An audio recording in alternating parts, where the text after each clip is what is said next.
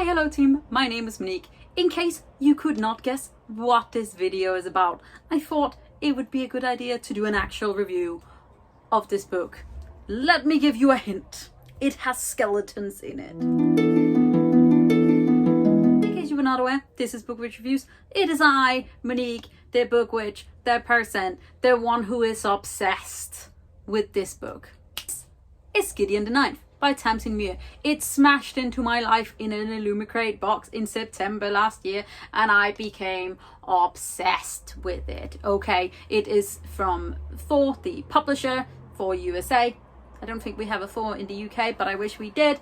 Basically, it is part of the series The Locked Tomb. It is followed by Harrow the Ninth, which came out this year, and Electro the Ninth, which I am begging to come out in 2021. And I wanted to give it its very own actual review, or you know, my idea of a review, which is basically just a very long, incoherent brain fart. So I'm gonna try to do my very best, and then I hope that you will pick up this little baby because it's beautiful and I love it so much. Let's go. In case you have not heard of Gideon the Ninth yet, this is a sci-fi adventure space opera following Gideon Nav, who is an orphan of the Ninth House. And basically she wants to leave the Ninth House. She wants to join the fight. What we're fighting, I'm not entirely sure still. But basically, Harrow, who is the heir to the Ninth House, will not let Gideon leave, except suddenly in comes an invitation to become a lictor from the Prime Lord, who is basically the god of this world, and lictors are his like first commands, and Harrow needs a cavalier, which is basically a bodyguard, and this is where Gideon comes in. So Harrow gives Gideon the choice of you can stay here forever or you can come and be my cavalier for this like basically test, and then I will let you go free. And Gideon says fuck you, but yeah, okay.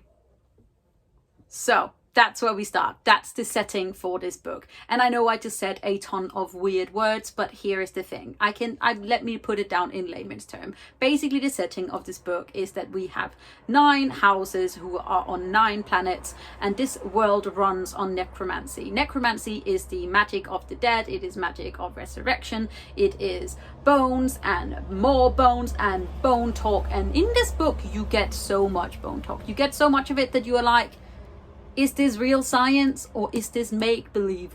Who knows? Who cares? These 9 worlds were created by the Necrolord Prime, who is the god of this world, and basically the lictors are his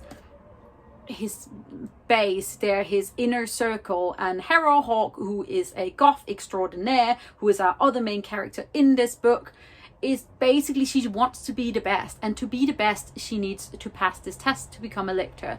And so Gideon and Harrow go to the Can house and meet the heirs to the other 9 houses, and basically each house stands for a different kind of necromancy.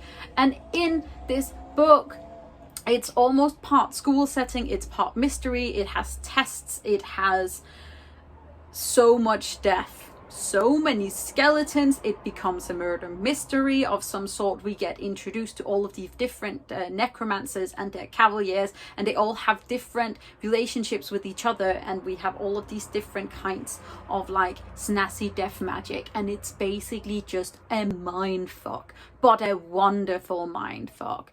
And in it all, we have Gideon Nav, who is our main protagonist, who is basically a 6-foot tall, redhead, 6-pack having, sword wielding, sassy, feisty lesbian who just cares about her 2-hander and dirty magazines and just want to fuck shit up. And it's so good, it's so wonderful. And the reason why it has this weird almost fantasy aspect but is still apparently very much like rooted in our own world is because we have a ton of pop culture references. We have funky jokes, we have a Mean Girls quote, there are dad jokes, there is that's what she said jokes, they are all funny as hell, and most of them are centered around Gideon. But the main thing of this book is the relationship between Harrow, who is the necromancer, and Gideon, who is the cavalier, and their weird relationship because they grew up together and hate each other, but they have to like depend on each other, and they fight each other, and they fight for each other, and they protect each other, and they hate each other, and it's just so good. So that's the setting. That's the main reasons why I think you should read this.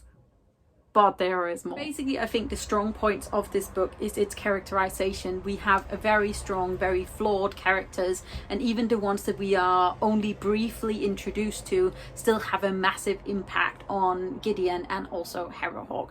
And though I said the main relationship that we are talking about in this book is between Harrow and Gideon, it is also very much about the way that they are both reacting to this setting and the choices that they have to make to basically stay alive and to become a lictor. And it's just so messy and grungy and funny and actiony, and the pacing is strong. But this is where many people have very opposite opinions about whether or not it is amazing, or whether they DNF'd it because they didn't understand it, because there is all of this weird phanergy talk, and phanergy is apparently the what necromancy runs on. It is the purest form of death magic, and phanergy is what comes from when something dies, whether that is a human or an animal or planets or a planet.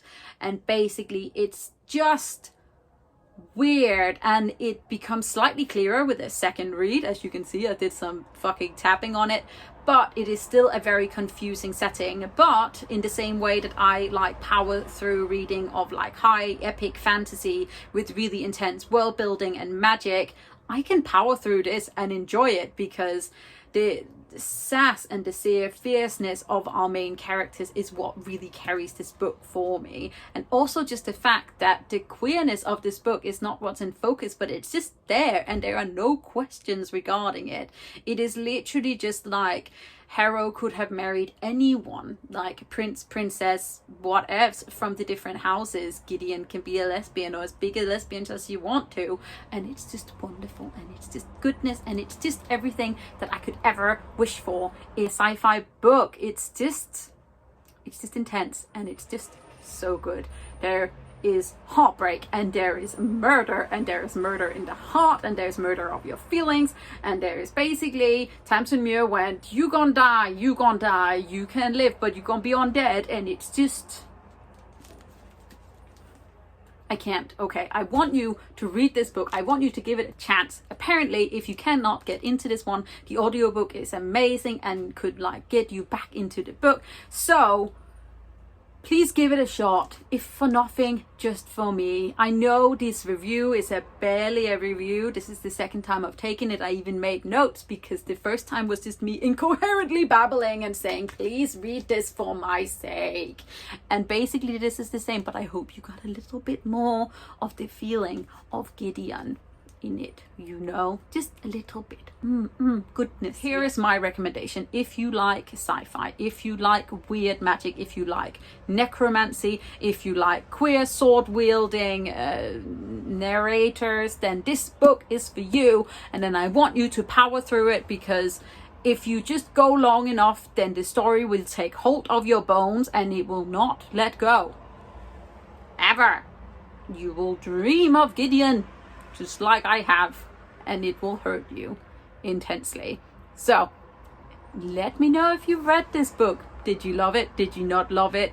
Tell me why you didn't love it, and then let me talk you into reading it again so that you can love it with me. I know this is a messy video. I hope you still enjoyed it. If you didn't, that's okay, but you could still leave a thumbs up, hit that subscribe button at the same time so that you can watch some of my other videos. I do occasionally mention Gideon and her sequel, The Harrow, and then I will see you guys very soon with another video. Take care of yourself. I am proud of you. Read a book. Read this book. Read Gideon. Bye, team. These characters, both Gideon and Harrow, are flawed and vulnerable and broken, but there is so much more to them, and you just wish for their happiness, and Tamsyn Muir does not give it to you.